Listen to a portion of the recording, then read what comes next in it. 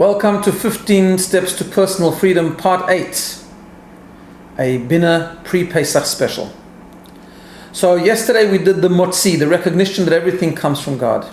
Now we move into a critical part of the Seder and a critical part to the understanding of what it means to achieve personal freedom and personal exodus.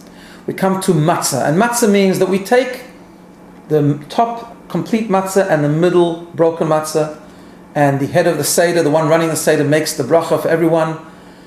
Asher kidishanu mitzvotav v'tivanu ala achilat matzah. We make the bracha on the matzah and we eat the matzah. Now, just to mention, of course, that eating the matzah is a very important mitzvah on Seder night. The mitzvah is to have shmura matzah, preferably hand-baked shmura matzah, and for each person at the Seder, every person to eat at least a kazayit, which is about a third of a hand-baked round matzah, to eat it quickly without talking, and that is a special mitzvah performed on Pesach night. But what does it mean to us in terms of our process, our journey to personal freedom? This is a very critical step. Personal freedom and exodus, going beyond ourselves, going beyond our limitations, can only be achieved with bearing two things in mind, two lessons from the matzah. The one is submission and humility. The whole concept of matzah is that matzah doesn't rise. Matzah is a food that represents an experience of no ego, complete humility, submission, subservience. In order to grow, we cannot be egocentric.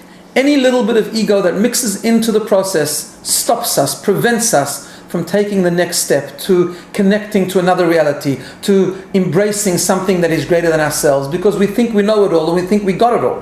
When we get rid of our ego, which is represented by the matzah, when we become completely humble, as the matzah represents, then we are able, and only then, we are able to connect to something greater than ourselves, the concept of personal freedom, Yetziat Mitzrayim. The second thing that's so important to learn from the matzah in the whole process of the Seder is that personal growth and personal freedom must be connected to something tangible. Philosophical ideas, songs, reflections, meditation, philosophy are all good things when we talk about them and we think about them, and they're a good preparation. But if we want to grow and we want to go beyond ourselves, we need to do something concrete. We need to do a mitzvah.